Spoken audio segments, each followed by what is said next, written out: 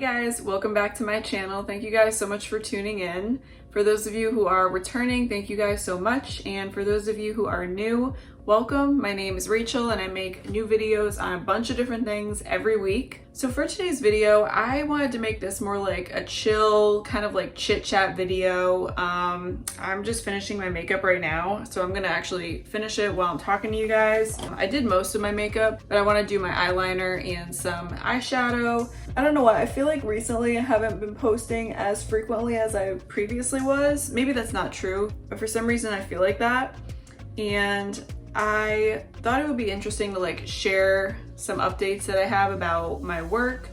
For those of you who don't know, I work in a school system right now. I think I only mentioned this in my second video, but I work in a school system as a school psychologist, and I'm gonna be starting work again pretty soon.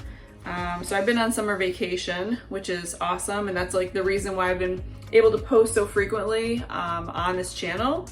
And I want to continue doing that even when I go back to school. But I thought I would share because I know like each school district is doing different things, and I wanted to share what my school district's opening plan is.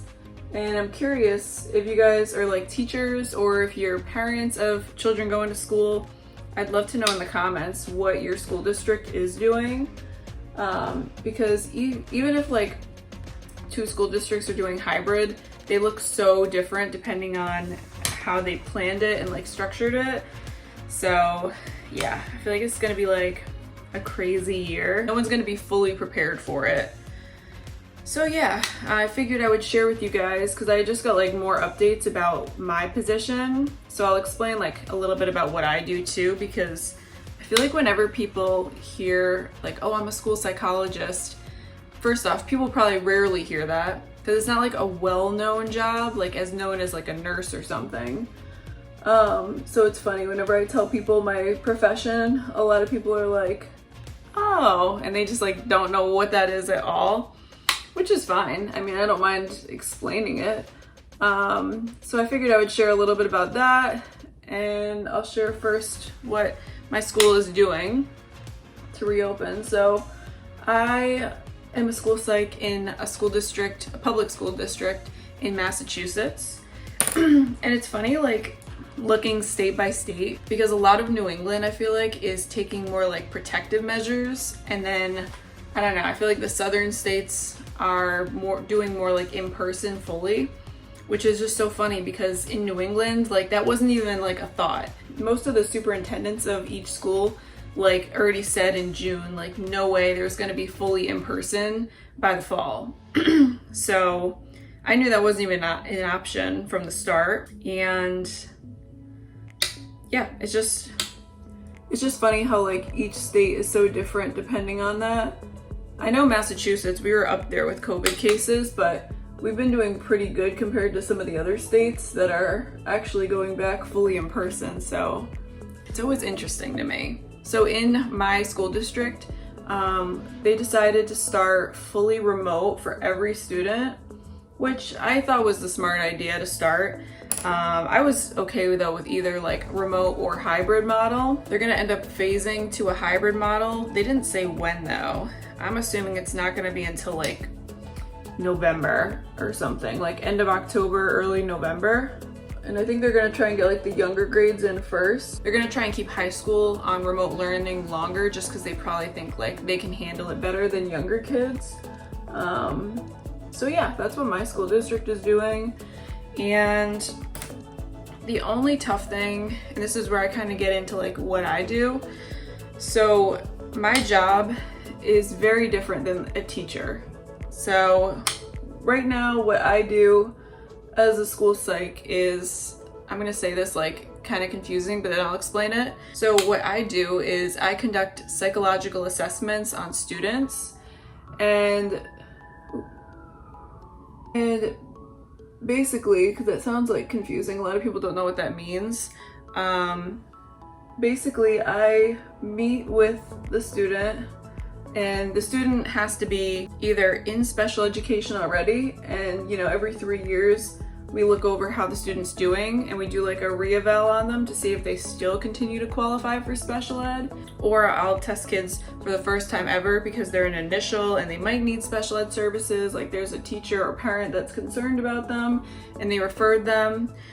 So I end up testing the student, and I pretty much do, I'll say like an IQ test, because a lot of people are familiar with that term, but I pretty much look at the students' different cognitive abilities, and there's like a few different areas that we look at in particular and how they affect them in the classroom. And then there's also a special educator who does the academic testing, so reading, writing, and math, and just assessing where they are in their skills compared to like where they should be. Like, are they at grade level? Are they performing age appropriately, or are they below that? So yeah, we collect the testing information. We do like teacher interviews, and the teacher comes to the meeting and gives their input on how the student's doing and their progress. There's a lot of data that can be collected, and then we just come together as a team and decide whether or not they qualify for special ed, or if they don't qualify but still need some form of support, or they don't qualify and they don't need any extra support. So yeah, it sounds confusing. Like, I feel like whenever I say I do psychological assessments, people always think I'm just gonna like read your mind or something, but that is far from the truth. I kind of like to think of it as like being a detective. Like, you're pretty much, the student's referred because there's something going on, and either, you know, it's pretty obvious that it's like a reading issue, but you need the data to support that, or nobody knows what's wrong and you have to figure it out. So I always like to call it being like a detective for kids to figure out what's going on with them. And you know, being a school psych, I'm trained in other things too, and I can do a whole other video on like the multiple things that school psychs can do, like different roles. And again, that really varies by school. You have some school psychs who are like doing 3 or 4 different roles, but right now I'm only doing psych assessments, which is actually my favorite part of being a school psych. So I was so happy when I got hired at this school district, because that's really what I wanted to focus on coming like right out of grad school. I just wanted to do psychological assessments. So yeah, that is what my school's doing. And like, the only thing that I was concerned about is, since my main job is testing kids one-on-one in person, like, we have never tested kids virtually. That would take a lot of training, and I couldn't even imagine doing it virtually, to be honest. So I haven't tested a kid since March. I had like other duties during quarantine. You know, I kind of veered away from that role just because I couldn't do it. But now we just got word that we can test kids outdoors, which is, you know, that's the ideal situation. Like, starting out remote, but being able to go in part-time when I want and like test kids outdoors. So that's what we're going to be starting with, I think next week. And I'm so happy about that, because I just feel like I've been super backed up with my caseload. So it's going to feel good to like actually start testing again and meet with students in person. And it's funny because I never thought I would ever say like I'm excited to actually like test a kid, because you know, the testing after a while can get repetitive, and every kid is different though, so like you're taking observations of them. But I'm actually like excited to test a kid again because it's been months. So I feel like this is like the perfect scenario where I can work partly remote and then partly in person with students. So yeah, it should be interesting. And like I said earlier, school psychs have multiple roles. So I'm still trained to do other things like counseling, for instance.